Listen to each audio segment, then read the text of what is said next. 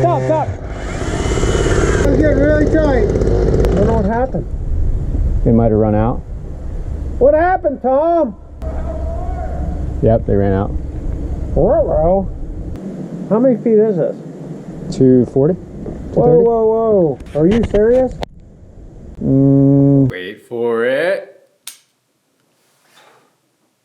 We have power! And here's our very temporary lighting setup with some Amazon lights. Do not judge us, this is not good practice, but it gets the job done for a temporary setup. Several weeks ago, we had a huge milestone, and that is getting electric hooked up to the house. This has been a months-long project, and in this video, I'm gonna take you through from the very beginning to where we are now. But if you're just joining us and haven't seen the saga of the electric service install, let me catch you up real quick. The power company informed us that in order to hook up to the grid, we need 4-inch PVC conduit along our entire 400+ foot run. This was crazy expensive, so much so that we thought we would go solar. But to go off grid, you need batteries, and they're also stupid expensive, so that idea got canned.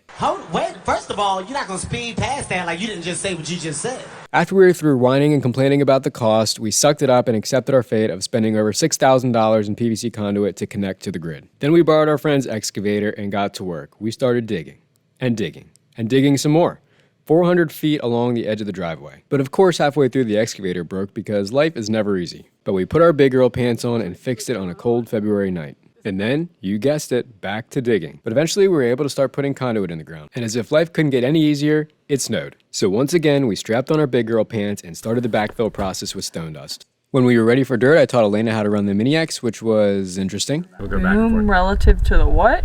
I'm scared. But she got the hang of it, and then we were off to the races backfilling. And this was right about when we broke ground, so our attention was about to be majorly diverted, building a house. We spent basically all summer building what you see here. There's plenty of full-length videos if you want to see how we did it.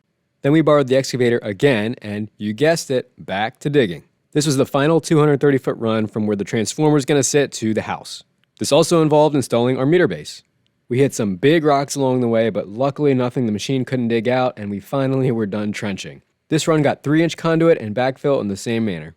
Don't forget, these are all taken from full-length videos, so if you want to see more, just hit the cards on the screen. Then I hung the main panel, connected that to the meter box. I only have 2 so far. 3. Drove a ground rod, and we were ready for inspection. Snug as a bug in a rug. Give a gentle tap to that like button. And so that brings us up to install day, where the electric company came out, they helped set this transformer and installed our electric meter. Now, unfortunately, Elaina had our good camera elsewhere the day that this happened, so I filmed this all with the handheld GoPro. So the video quality isn't great, the audio quality is even worse, so I'm gonna voice over a good bit of it, but please bear with me. Before the power company showed up, I had a vacuum pull rope through both conduits. That is how we're gonna pull the wire through. The 2-gauge wire is really heavy, so I was worried at the start that we would get it stuck in the conduit. I was surprised at how low-tech the pulling process was. It literally amounted to tying the rope to the bumper of a truck. Tell me if something happens down there and you need to stop. Okay. You want this going? After 3 setups with the truck, we finally had the primary wire. This is the high voltage wire that comes straight from the power lines before any kind of transformer. Then it was time to feed the secondary wire, which is after the transformer, to the house. The guys taped this bullet-shaped thing to the end of it and started hand-feeding it through the secondary conduit. They did have this pulling machine to mount to the meter base for the secondary line. It was pretty nifty, powered by a chainsaw motor, but this is where things started to get interesting. Out of the corner of my eye, I caught the guys down below waving their hands and yelling. Obviously, something was not right. I don't know what happened. They might have run out. What happened, Tom? Yep, they ran out. Ruh-roh. How many feet is this? 240? 230? Whoa, whoa, whoa. Are you serious? My print said Maybe it's 220, 230, something like my that. print said 160. No. Tom! I told Chris. How much wire was on that rail? 200. He said it's 240 feet.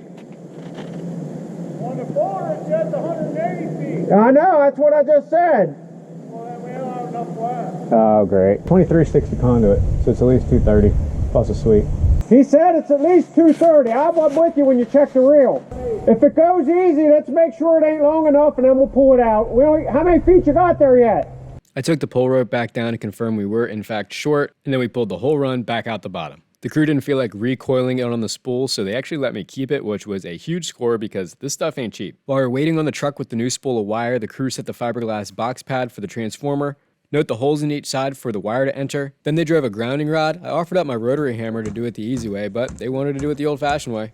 Then they used the bucket truck as a crane to lift the transformer over onto its box pad. The transformer's filled with oil and a bunch of copper windings, so it's pretty heavy for its size. Then it was time to wire up the transformer. The job of this box is to take the 7,000 plus volts coming off the power line and turn it into 2 legs of 120 volts, which households can use. It also provides a way to disconnect the power from the grid if we ever needed to do any electrical work before our main panel disconnect. After the wiring was complete, the guys put some stickers on it to label for future reference, and it was time to put the meter in, the final step. Here's what all the wiring looked like just before everything got closed up. We have power! It's not often you get to see your electric meter truly at 0. So here we are, we're all hooked up to power, and it is so awesome to be able to have plug-in lights and not have to cart batteries back and forth to charge my cordless power tools. Now we can move on with all our mechanical rough-ins, get water running, get our radiant heat set up, get our HVAC system in, and before we know it, we're gonna be putting insulation and drywall in this place. As always, thanks for following. I hope you learned something. We'll see you on the next one.